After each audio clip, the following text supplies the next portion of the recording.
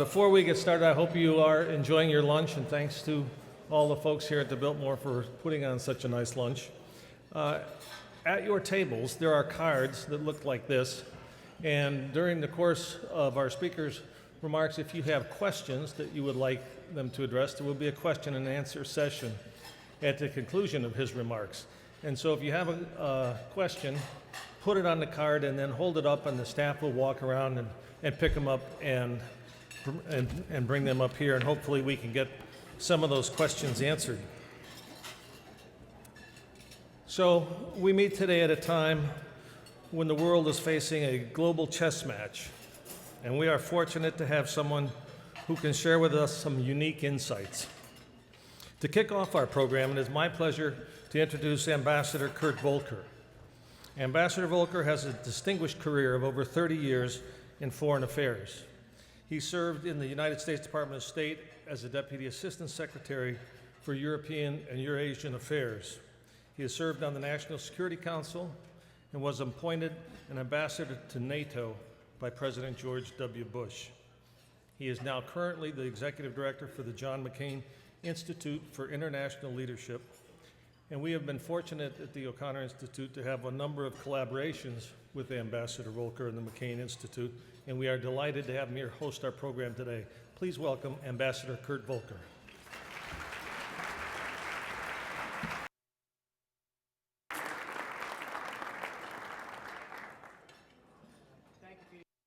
And thank you, ladies and gentlemen, for being here.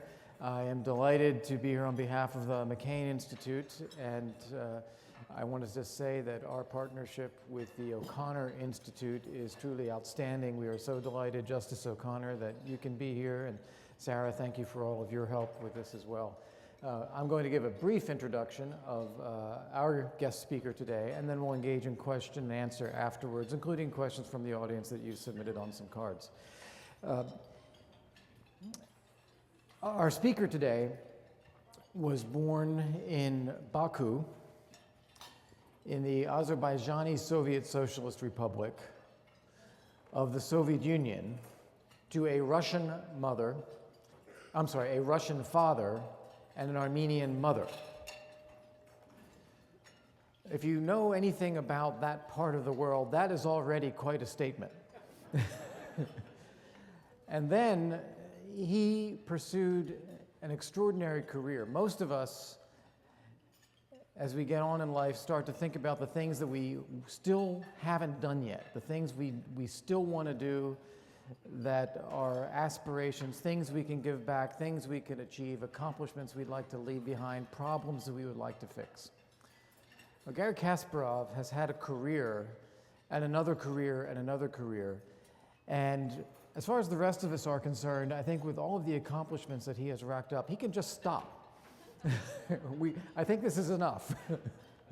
But the reality is he shouldn't, because he's doing some very important work now, which is what he's going to talk about today. When Garry Kasparov was 17, he became the under 20 world champion in chess. So 3 years under the mark. When he was 22, he became the youngest ever international champion in chess. And he held that title, although with some dispute among chess organizations, which maybe he'll talk about, for 15 years. And then he moved on from that and got more and more involved in human rights. He's the chair of the Human Rights Foundation, following on Václav Havel in that position. He is very much involved in civil society movements and promoting human rights globally. He's gotten involved in dealing with the interface of chess and politics and philosophy and technology and business and education and many of those interfaces that people see. He has written a number of books. I'm going to flog one of them today, his most recent one, Winter is Coming, Why Vladimir Putin and the Enemies of the Free World Must Be Stopped. And I think that'll be the principal set of topics we're talking about today. But he has played a remarkable role in so many things, and that is why his perspective on what is happening in Russia today, what's happening in the United States and the West today, and our policies, and what is happening from a values perspective in our world today. What do we try to achieve? What do we believe in? What do we aspire to? These are all things that he has written about, thought deeply about, and is here to speak to us about today. So without any further ado, let me introduce our guest speaker today, Garry Kasparov.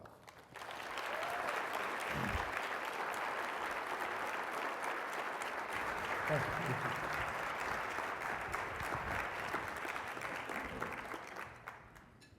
Good afternoon, ladies and gentlemen. Ambassador, I hate correcting those who are citing my biography, but I was born from Jewish father and Armenian mother, and in any part of the world is quite a statement. Though, of course, in the Soviet Union we're all called Russians, so that's why I don't bother to hear that. And of course, thank you very much for McCain Institute for hosting me here today. It's a great honor to be here with you. If only my die-hard communist grandfather could see me now. And by the way, if you don't recognize my accent, as you heard, I was born in the deep south, right next to Georgia. And that is, of course, deep south of the Soviet Union in the Republic of Azerbaijan, which is, look at the map, right next to the Republic of Georgia. And so, by the way, after today's event, you too can join the growing list of Americans who have been having meetings with Russians.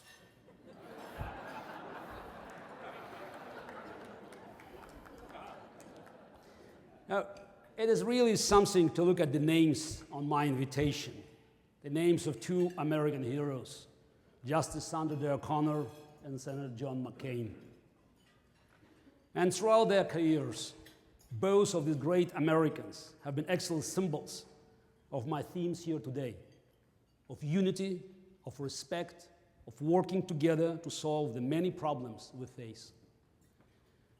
Those are values of progress and opportunity, just like the other American values of morality and liberty that Justice O'Connor and Senator McCain have represented and fought for their entire lives.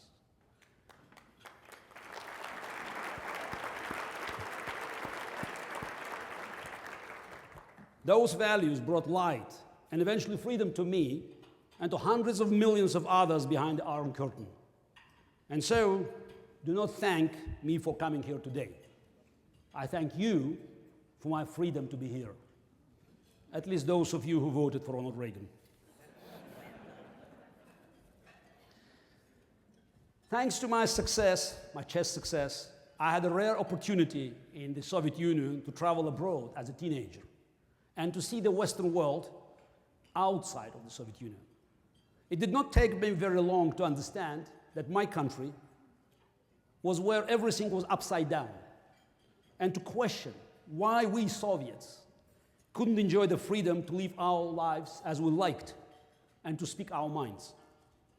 I became world champion in 1985 at the age of 22, and I used my new platform to ask these questions, which often got me in trouble with the Soviet authorities. But I felt an obligation to use my fame to take these risks. In the 1980s, after Ronald Reagan's huge electoral victories, people here talked about Reagan Democrats who abandoned their party to support Reagan. Well, I was a Reagan communist. And I also abandoned my party, the Communist Party. During President Reagan's visit to Moscow in May 1988, I attended the big event at Spaso House, the residence of the American ambassador then and now. It was the peak of perestroika, and Reagan came to the huge reception with his wife Nancy, and Gorbachev attended with his famously stylish spouse, Raisa. When I showed up, I was stopped by the KGB guy at the door who said, "Comrade Kasparov, I do not see your name on the list." I replied, "Comrade, I believe you are looking at the wrong list. I've been invited not by the Soviet side, but by the Americans."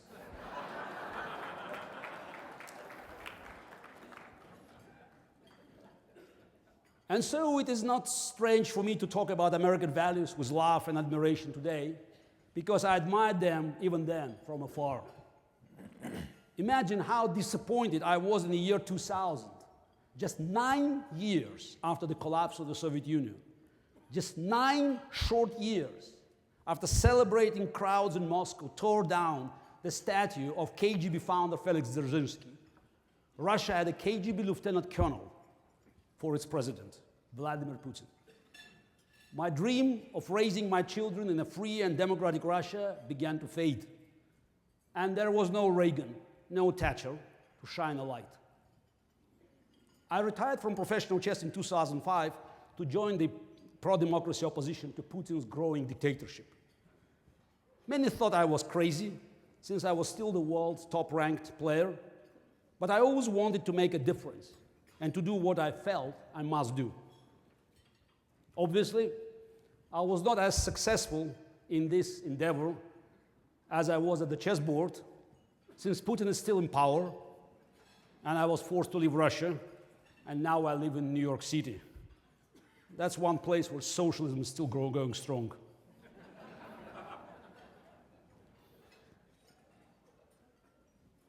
I know everyone wants to talk about Russia these days. My new book on artificial intelligence, Deep Thinking, to be released in May, is coming out in a few weeks. And everybody still only wants to talk about my last book, Winter is Coming, which was about Vladimir Putin. But my story here today is not a Russian story, however, but an American story.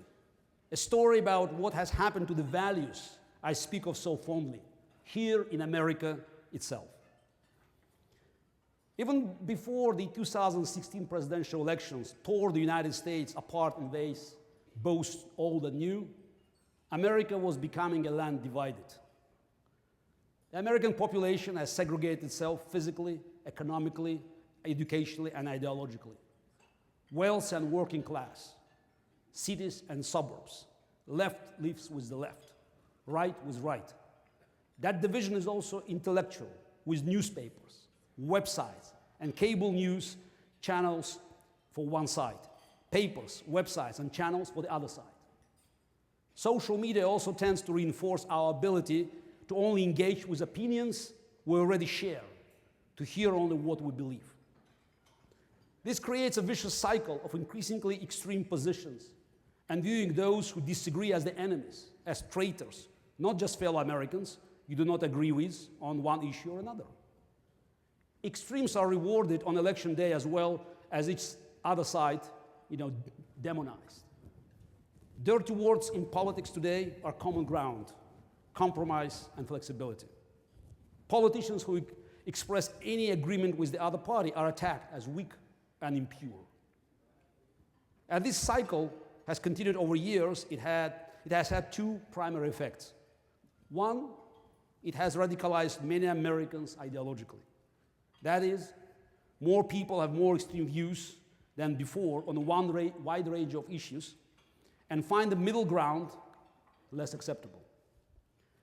This is true not only in typical, not hot-button social issues, but in areas where Americans used to have a broad consensus, such as foreign policy, or the nomination of Supreme Court justices.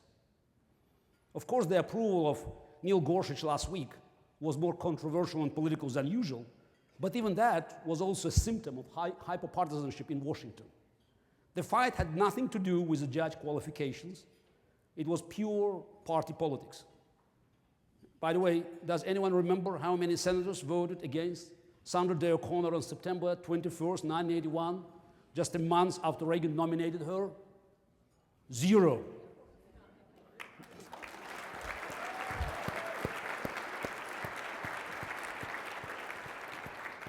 The vote was unanimous, 99-0.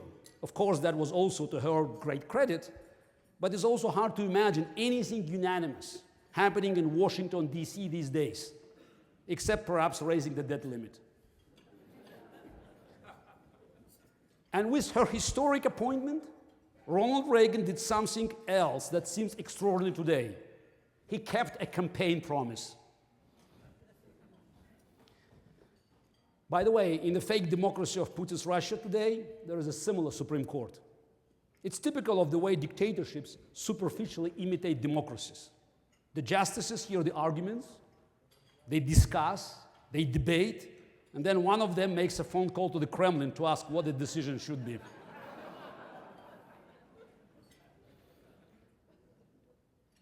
The second effect of division in America is that the fringes have acquired a disproportionate amount of representation and power, driving the moderate away, the moderate middle away. Being extreme, being angry, starts to seem like the only way to be heard. The middle feels unrepresented and ignored and tunes out as a result, which perpetuates the cycle. This is happening exactly when we need more informed, moderate voices, more people and politicians who are willing to listen and compromise, more media who will talk about the facts instead of taking sides. I recently watched the first televised presidential debate on YouTube between Senator John F. Kennedy and Vice President Richard Nixon on September 26, 1960. After last year's election season, this was a shock. They were so calm, so respectful of each other and the viewers. They mostly agreed on what they wanted to achieve for America, but they politely disagreed on the means. They did not attack each other. They did not question the patriotism of the other man or the other party. Compare that to the national conversation today. I'm not going to attack or defend President Trump here today or Hillary Clinton. But something strange is happening when the two major parties nominated the two least popular candidates in history, both with huge negatives. And the only candidate anyone was enthusiastic about was a proud socialist. Bernie, trust me, socialism doesn't work. It doesn't work out the way you think. It always ends up with Venezuela. Not mentioning Soviet Union, of course. That's what happens after decades of extreme rhetoric and division, and decades of politicians doing business as usual and ignoring the real problems facing the country. How can problems be solved if we keep putting party over principles and short-term political interest over the long-term good of the country? I've seen this up close in the past 10 years, especially in the last year, as Russia has become front-page news again. I've been warning about Putin for a decade. My principles have not changed, and my message has not changed. I've criticized and praised leaders in both parties and written for publications on every side. I'm one of few people who can appear on Fox News one night and MSNBC and CNN the next night without changing my message. The difference now is who is agreeing with me and how so many have flipped in the past year. The New York Times defended Obama's attempts to make deals with Putin for years, while Republicans and the Wall Street Journal editorial page warned that Putin could never be trusted. Suddenly last year, when the Republican nominee refused to criticize Putin, everything changed. Well, not Putin. He's consistent like me. But as soon as Trump said one good thing about Putin, the New York Times discovered Putin was a bad guy. And now you have pundits on Fox News repeating Kremlin talking points, and MSNBC is investigating a Russian conspiracy. The Democrats who defended Obama and Hillary's pathetic Russia's reset policy for years suddenly sound like Joe McCarthy. Politicians have become weather vanes when what we need are compasses. One clear exception, of course, is Senator McCain, who said a decade ago that when he looked into Putin's eyes, he saw only 3 letters, KGB. And the senator is still an outspoken leader against Putin's dictatorship. His principles have not changed based on who occupies the Oval Office.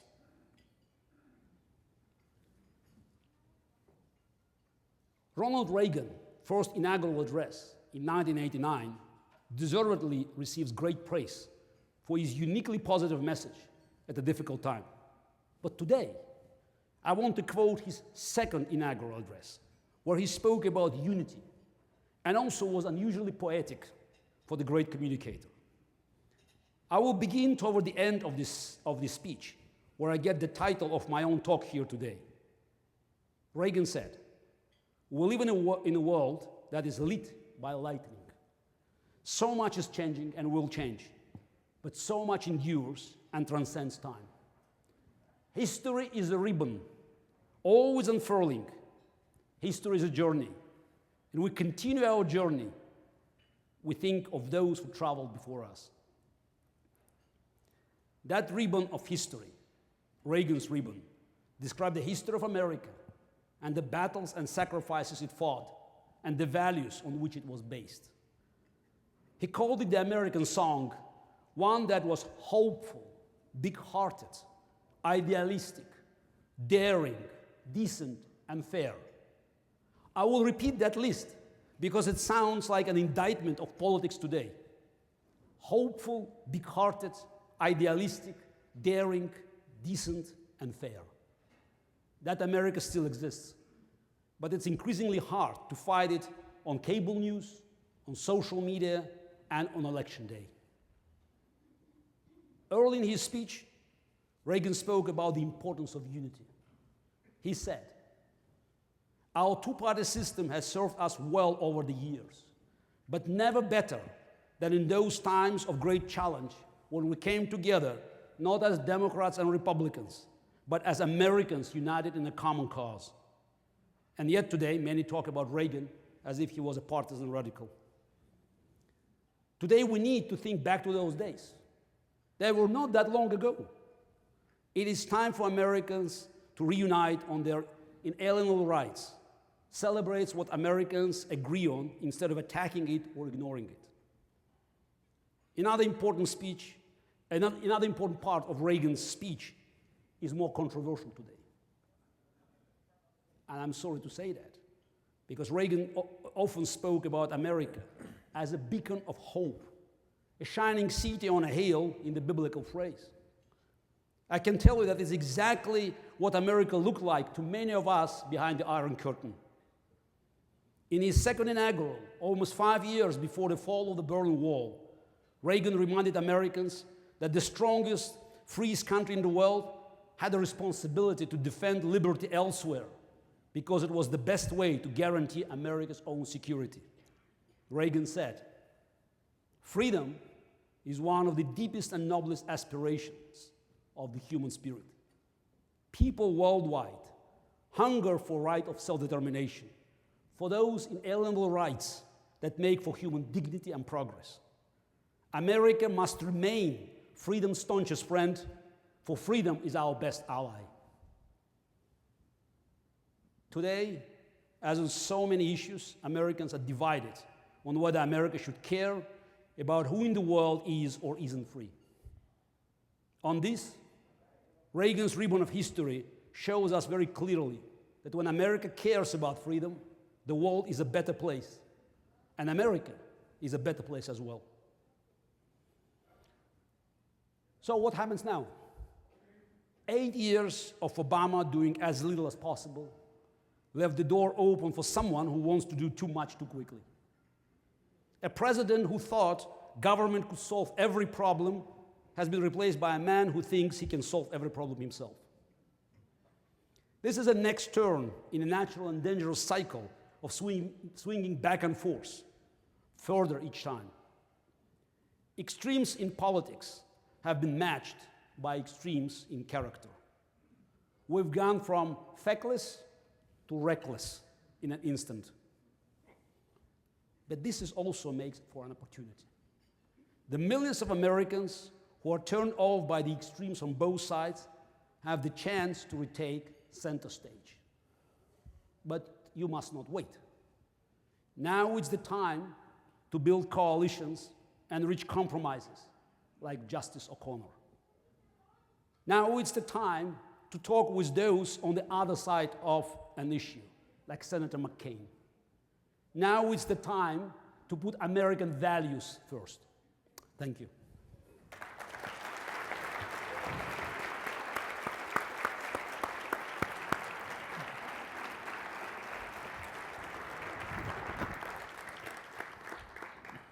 Well, thank you for that outstanding presentation. And I'm struck at how much there is to cover about our own country today as well, and what you covered in your remarks. I'd like to cover a little bit of both with you, if I could. Let me start with Russia, though. One of the quotes of your own that you have on your website is that chess has fixed rules, but the results are unpredictable. In Russian politics, the opposite is true. So I want you to, first off, explain that a little bit. What do you see happening in Russia? And this can't possibly be unpredictable forever. There's something has to change. How does Russia change?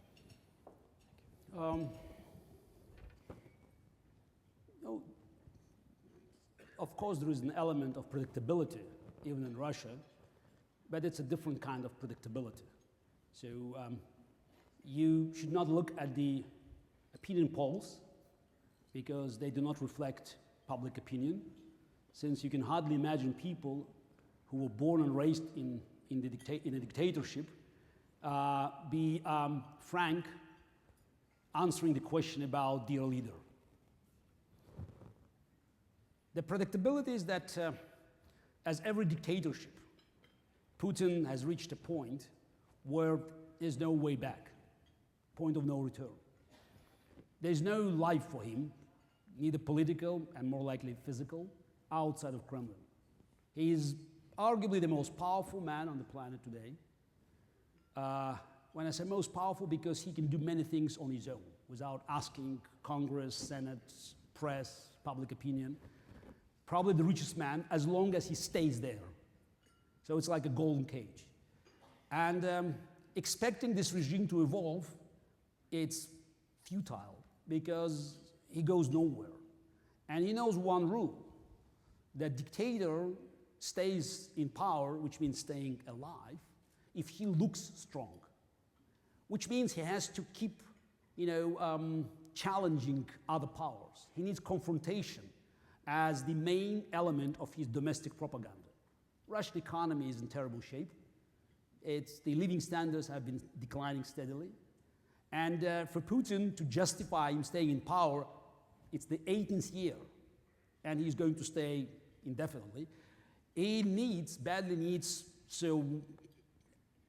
is a legitimate reason. And of course, this reason is a confrontation with the free world.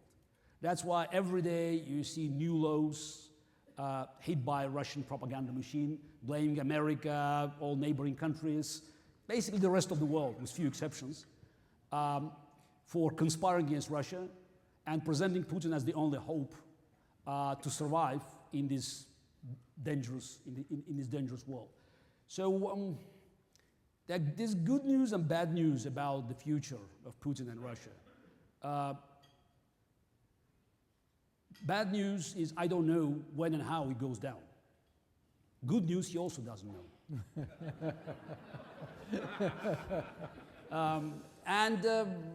If history gives us any direction, what's happened with dictators, lately in different parts of the world, that's a strong message to Putin and his cronies about the fate to be expected. Mm-hmm. And where are the Russian people in their assessment of Putin's dictatorship? Do they want more of a democratic change, or are they going to go with more of a Russian nationalist? Where's the public in this? It's very hard to, to assess public opinion at a time when, the country, has been living under Putin's dictatorship for so many years. It's as if asking, public opinion in Stalin's Soviet Union or Hitler's Germany. Mm-hmm. A lot of people, especially young people, as we could see 2 weeks ago, when they filled the streets, they wanted change. They realized that corruption was endemic, and Putin's regime was responsible for the lack of opportunities.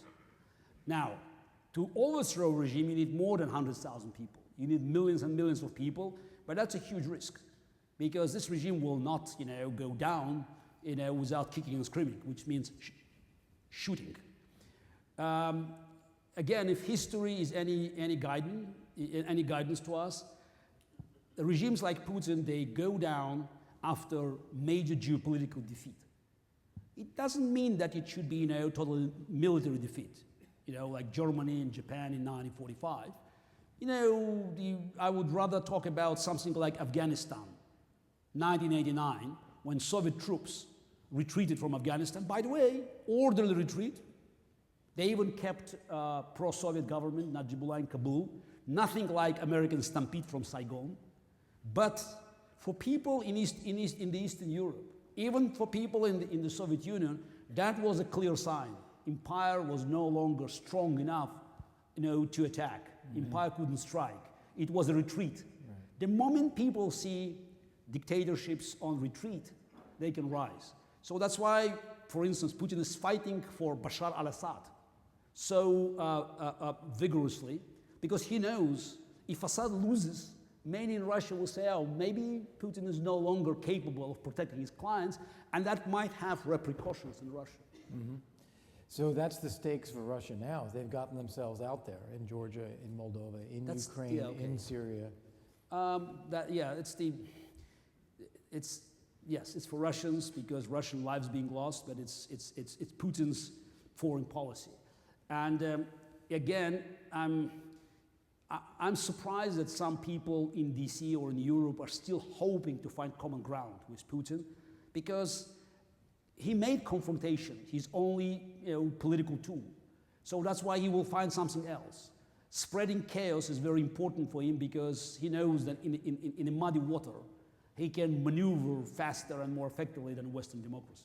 So one of the questions from the audience, and I'll bring it in now, is do you think the United States did the right thing with the airstrikes in Syria last week? This is actually putting us on the opposite side of Russia, challenging Putin over Assad, and getting the U.S. involved more militarily at the same time. Actually, a phrase comes from in ancient times, but it's attributed to Trotsky, that you may not be interested in a war, but war is interested in you. Putin views America and Putin's propaganda machine as present America as an enemy. Putin is at war. It's a hybrid war. It's not a Cold War. It's a different kind of war, but it's still a war. So that's why, whether you like it or not, you are fighting it, and no matter what you do, even if you do nothing, as Obama did, inaction also has a price, because as a result, you could see, force of evil taking more territory, since there's no vacuum in geopolitics. You walk away, somebody gets in, and that means that more and more people are just being concerned about lack of leadership, which opens new doors for Putin and the like, just to grab more space and to poison more minds. So what happened a few days ago with Americans' limited strike, it's a good step. Whether it will be continued, I don't know. It's very hard to judge, any strategy based on one-off, but it would be disastrous not to react, because this is a typical, way gangsters are testing the opposition. This is exactly what Putin and Assad did in 2013, using chemical weapons, and then they realized that Obama would do nothing. Mm-hmm. And Trump reacted. Americans reacted. It's not the lack of America's military power. It's not the lack of European economic power. It's a lack of political will. It's a complacency. When people say, oh, how can we confront Putin today? He's so dangerous. Really? What about Joseph Stalin? Is Putin more dangerous than Joseph Stalin in 1948? Or Harry Truman ordered airlifting supply to Berlin, West Berlin, for 11 months?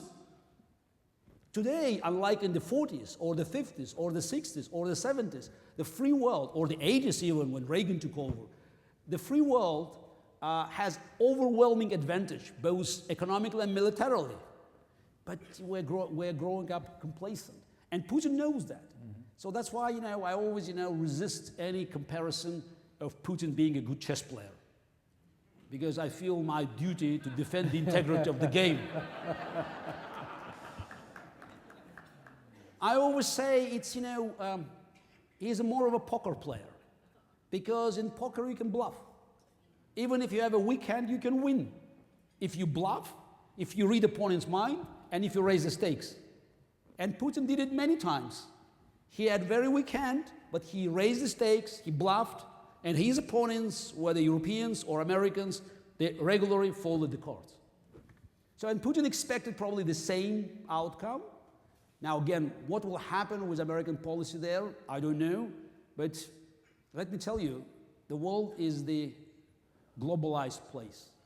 You cannot pretend that crisis, even as far as Syria, doesn't affect you. The most globalized economy cannot afford to walk away from global affairs, period. It's a fantasy. The America First concept in 1940 was wrong. Today, it's a childish dream. Because again, you may walk away, but it will be haunting you. You don't need, massive military power to hurt you. 19 terrorists in 2001 killed more Americans than the entire Japanese fleet at Pearl Harbor. And today, it's not 2001, it's 2017. They're getting even more sophisticated. So that's why if you have these terrorist enclaves elsewhere, don't think you're safe. And we're dealing with, again, I never underestimate my enemies. And Vladimir Putin is a capable KGB agent. He found ways of weaponizing refugees. He just realized by pushing refugees to Europe would cause damage for mainstream political parties and will empower radical left and especially ultranationalist groups, which help him to spread chaos and attack such strong leaders as Angela Merkel, which I always call the last man standing against Putin aggression. So, what advice would you have? Secretary of State Tillerson has his trip to Russia, I believe it's tomorrow, going to be meeting with Secretary Lavrov, Foreign Minister Lavrov. Putin canceled the meeting. What would be your advice to Tillerson in those meetings? Don't go there. Putin canceled the meeting, walk away. Again, this is a classical gangster's, test. That's what they did with Kerry. They kept him waiting for 3.5 hours. And instead of, walking away, Kerry has been patiently waiting, and Putin knew that he could do whatever he wanted with this administration. Because it's a game of wits. It's a game of poker. So, and I think it's a waste of time. Tillerson is meeting somebody who doesn't decide anything. And the only reason for him to go there is maybe to have a message, if he has a message from NATO, as was mentioned by British Foreign Minister, who, by the way, canceled his trip to Moscow. But what you have now is you have these U.S. airstrikes in Syria. I think Putin was probably taken by surprise. You have none of the gifts to Russia of a reset policy that Putin was expecting. It is a little bit more firm. I think Putin might be surprised by that. Is there a way to then start building up a pushback on Russia that stabilizes things, or is this going to be tested and eventually blow up? First of all, after American strikes in Syria, I wonder if Putin finds, brave Russian pilots that will be willing to do what they did over the last few years, like buzzing around American warships. It's a bit more challenging now. Again, it's very important to show that you are there, that you are in the game. Putin's only argument is nukes. And I think at one point he realized that if the North Korean dictators, the family of dictators, could terrorize the entire region by having a bucket of nuclear waste, Putin, having a few thousand nuclear warheads, he could do the same on a global scale. I doubt very much that its threat is real, because Putin is a dictator, but every dictator operates not in a vacuum, but he has his people around. And if they realize that the boss is crazy and is just bringing the ship down, what happens with them? Because unlike Stalin's time or the classical dictatorship of the 20th century, Putin's dictatorship is connected to the free world. Russian oligarchs and Putin's cronies, closest buddies, they all keep their money. Not in China, not in Iran, not in Venezuela. They keep this money in Europe, in America, in the decent places where they trust the law, by the way. They deny the rule of law for Russian people, but they want their money to be kept, and their kids, by the way, and their property to be kept and preserved in the countries where the rule of law is respected. So it's about American weakness demonstrated by Obama administration, and European unwillingness to confront Russia, actually to recognize the reality. Because what's happened during the election here was a commonplace in Europe. Putin has been meddling and interfering in the elections of most European countries on a regular basis, simply because there was more Russian money available, for this kind of operation in Germany, France, Italy, and he's still doing it. So he will not stop. How he will attack next, I don't know, because it's a hybrid war, and he is not a military dictator by the KGB guy. But if I don't know when and where he attacks, I can tell you that it's not a matter of when and where, it's a matter of if, but when and where. Because he will do something. He needs confrontations. Maybe Libya, maybe Republic of Georgia again, maybe Ukraine. But there will be something that he will do to raise the stakes. And your advice to the West is to confront that? My advice to the West, you play the game that you are forced to play. And by the way, it's not only Putin, it's as I described in the book, this is one of the problems that we faced after 1991, after the end of the Cold War, because if American foreign policy was fairly consistent from Harry Truman to Ronald Reagan, there were some, deviations, but in general, the policy was built on certain principles. From 1992 actually, it was more like a pendulum, swinging from one side to another, which created, a lot of chaos, psychological chaos, both among American friends and allies, and emboldened American enemies. You need a strategy. That's what dictators cannot afford, because dictator cares about survival. You need a strategy. And it's very important that American administration will lead the world by having the strategy that will transcend the tenure in the office. Most of the institutions that served America well during the Cold War, almost all of them, were built by Truman administration, like CIA, NSC, NATO, Voice of America, Marshall Plan for Europe, and many of these initiatives. And it's probably symbolic that institutions built by a Democrat led to the victory in the Cold War when the country was run by a Republican. Today we need new, we have to come up with new framework because the world has changed. And we're still relying on old institutions and alliances. We have to recognize new realities. And again, there's no one but the United States to lead the world.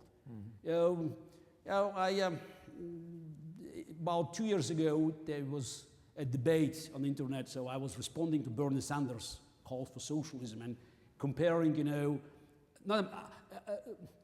presenting Sweden as sort of an example, for America. And my point was, first of all, that all talks about socialism is a luxury paid by the success of capitalism. But second is that if America turns to be Sweden, who is going to be America? Who is going to lead the world? Because at the end of the day, you still need, some rule of law beyond, your national frontiers. And no matter what people say about America being a world policeman, we all know what happens if there is no policeman on the beat. Speaking of no policemen on the beat, a couple of questions from the audience are about the opposition in Russia. Your friend Boris Nemtsov was killed. Vladimir Kara-Murza poisoned twice. Former KGB, then defector Litvinenko poisoned in Russia. It's a long list. It's a long list. Are you concerned about your own prominence and your own voice being one that's going to put you on a Kremlin target list? That's why I live in New York. It was not my first choice, but I live in New York now, and when people ask me, if I can go back to Russia, I say yes, I can go back to Russia, but it will be a one-way ticket. Mm-hmm. Who do you think has a chance to change the system in Russia? I don't think the regime can be changed from inside unless there is a shock from outside. Mm-hmm. Again, Putin should look weak. The moment he is defeated geopolitically somewhere and people realize it, you will see that the change could happen all of a sudden. Again, that's the problem with dictators. They could have 90% popularity or 99 on Sunday, and on Monday, they're out of the job. And so it's whoever might be there when that happens. It's not like you know, Navalny, for instance. Would he be someone who would step in? look, I will be happy to help my country, just to get back on track. I believe it's not just, a Russian issue, because many in Russia I know, not only on the what we call liberal side. When we say liberal side in Russia, it means pro-Western. So just, don't mix it with American politics or European politics. Or the nationalist side, believe that, the future of Russia is in cooperation with the free world, actually as a part of European Union. There are only two options for Russian Far East.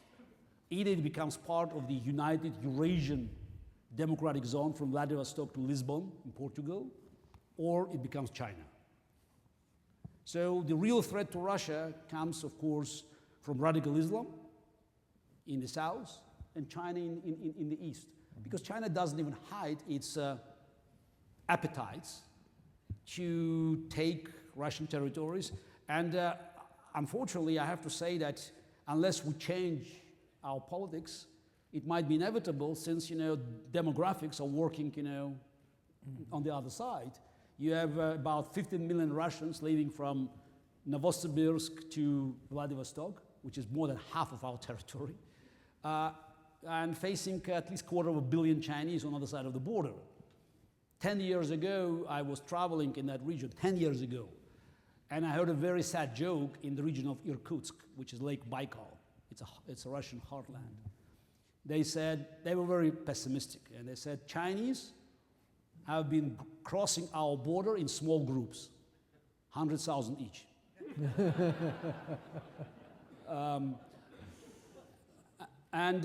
For Russia to ignore the fact that China is overpopulated and looks with growing appetite to the territories in the north, full of natural resources, it simply ignored the reality. So hopefully it will be not too late for us to make alliances with those who are true friends of Russia and could serve Russian strategic interests.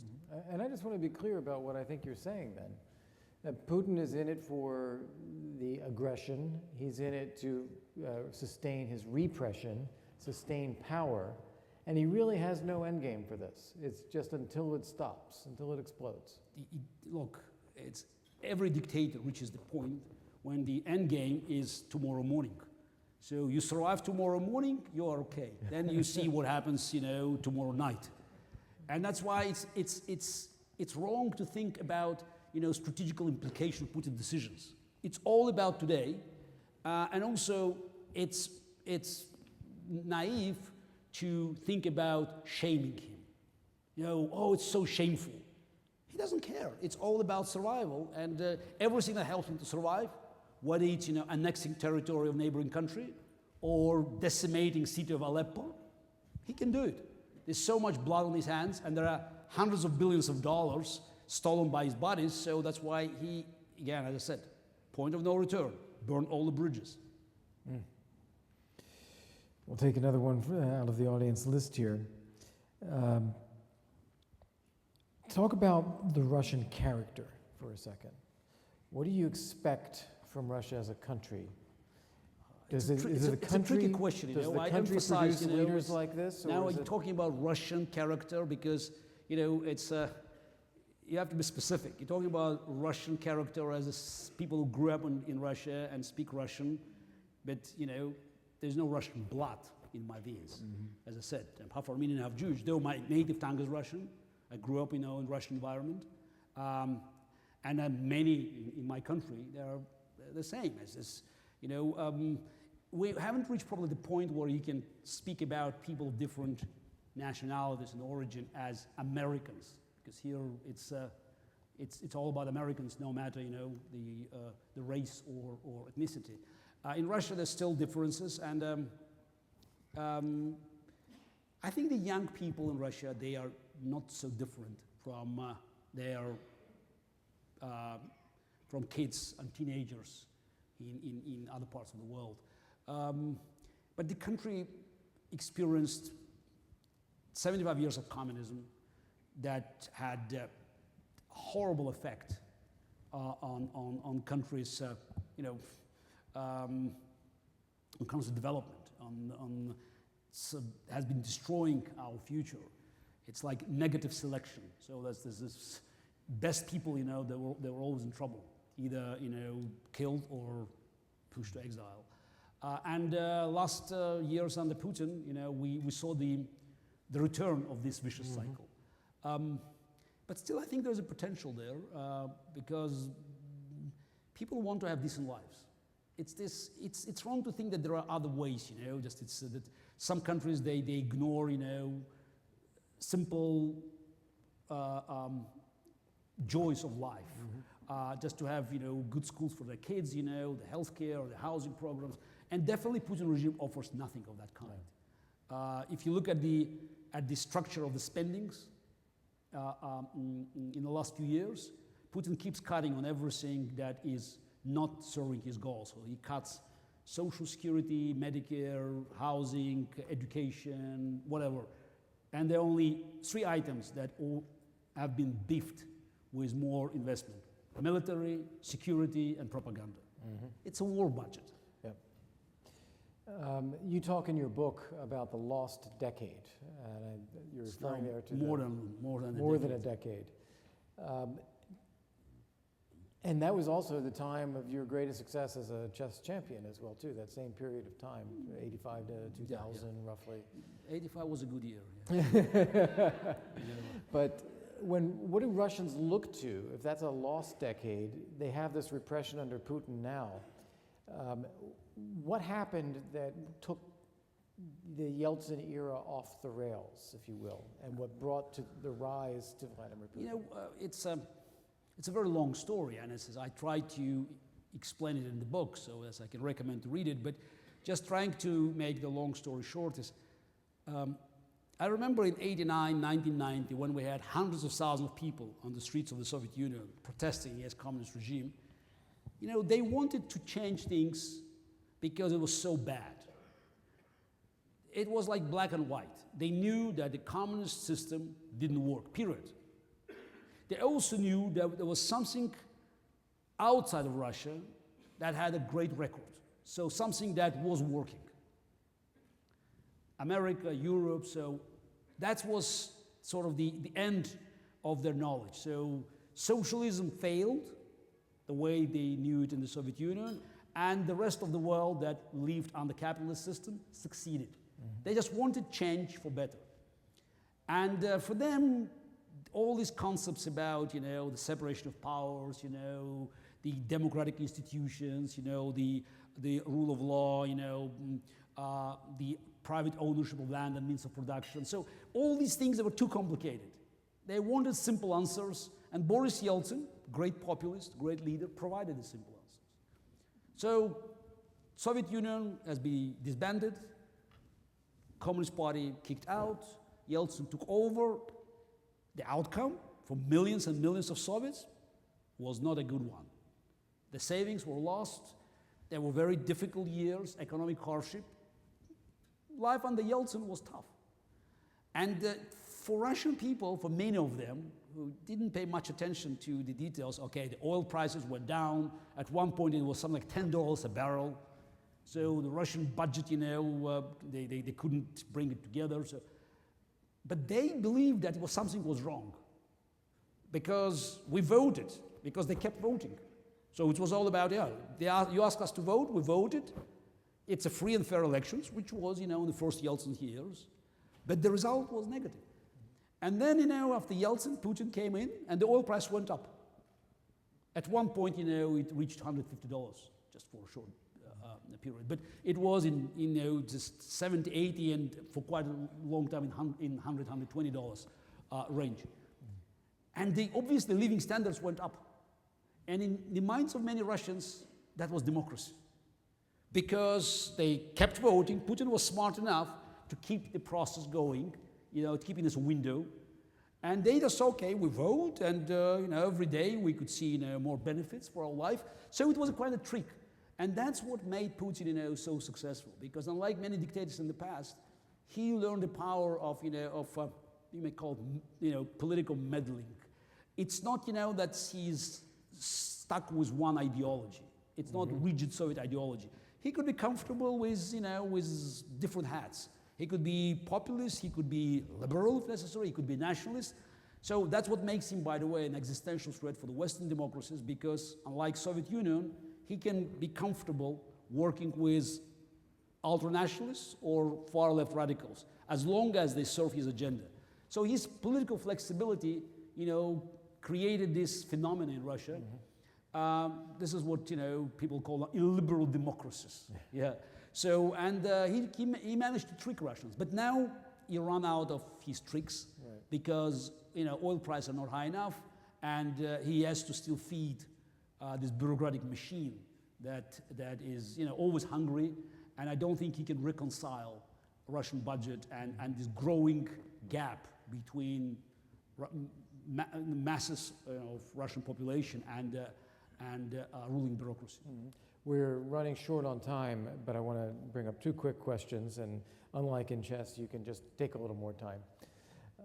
First one is Ukraine. Given what you just said about his need for continuously selling his regime to his people through external aggression, how important is the conflict in Ukraine, and what should we do about it? Ukrainian conflict is vital for survival of Putin regime, because Ukraine is seen by Putin and many others in Russia as like extension of Russia. I disagree. Ukrainians, is a proud nation, and they believe they have their own history. But originally, that was kind of a cradle of Russian culture, the key of Russia, more than 1,000 years ago. So for Putin to let Ukraine become, a free democratic country as a part of European Union, means that many people in Russia will say, wait a second, Ukrainians, they've chosen different life. So why should we stay away? So Putin had no choice. Okay, definitely had a choice, but in his mind he had no choice but to punish Ukraine. And now Russian television, they, all day long, keeps telling Russian people that, look, Ukraine wanted to go away. It's, it's total chaos, it's a turmoil, it's a war. Okay, obviously Putin started it, but still they show it as a result of Ukraine trying to depart from traditional Moscow influence. It's a fight between two Russias, and that's what gives me hope, because most of people who are fighting Putin's aggression in the eastern Ukraine are ethnic Russians. Yeah. It's very important to understand, this is the people who live on other side of the border. They are the same ethnic Russians who grew up in the Soviet Union. They listen to the same TV, read part of the newspaper, but they grew up they lived in Ukraine for quite a long time, and they know that even if Ukraine is not a successful state yet, it's much better than Putin's Russia, because they're free people. And they fight for their freedom, and that's why supporting them and giving them what they need, to defend against Putin's aggression, it's absolutely vital, because again, it helps not only to protect Ukraine, but also sends message back to Moscow. And that's very important what you just said. Ethnic Russians who have long lived in Ukraine and identify as Ukrainian fighting Russian invaders, if you will, trying to break up the country. Final question, fake news. You mentioned propaganda, information. Russia's investing in it massively. What do we do about it? Again, you have to recognize that it's a new kind of war. It's a cyber war. And I can tell you that what Putin did here in this country was not, unusual. Actually, he practiced it in Russia more than 10 years ago. This is what we discovered, when we found out that Russian internet all of a sudden was filled with these trolls. They call trolls factories.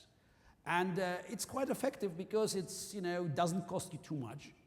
But, you can always attack people, and you can always have, certain messages to be sent here and there.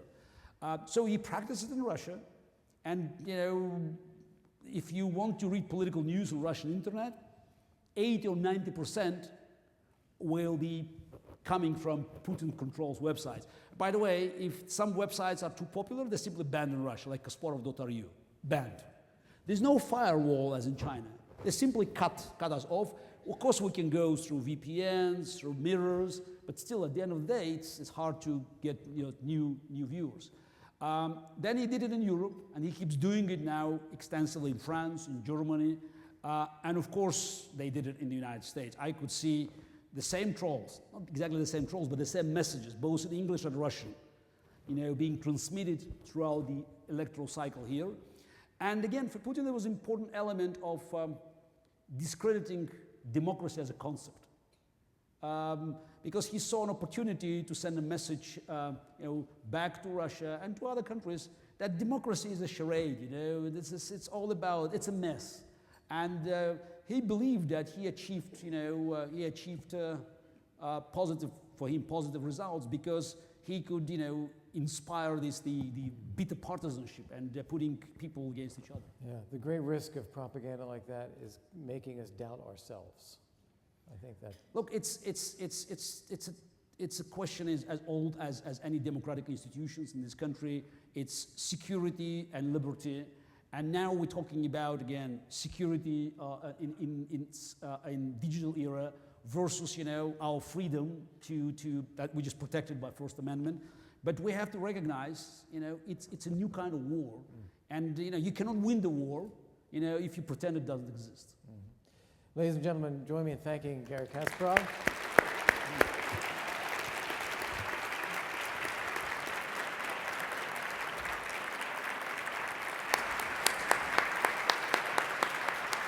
And we have here a book that I want to present to you on behalf of Justice O'Connor. It is Justice O'Connor's book, The Majesty of the Law. And on her behalf, let me present that to you. And thank you again. Thank you.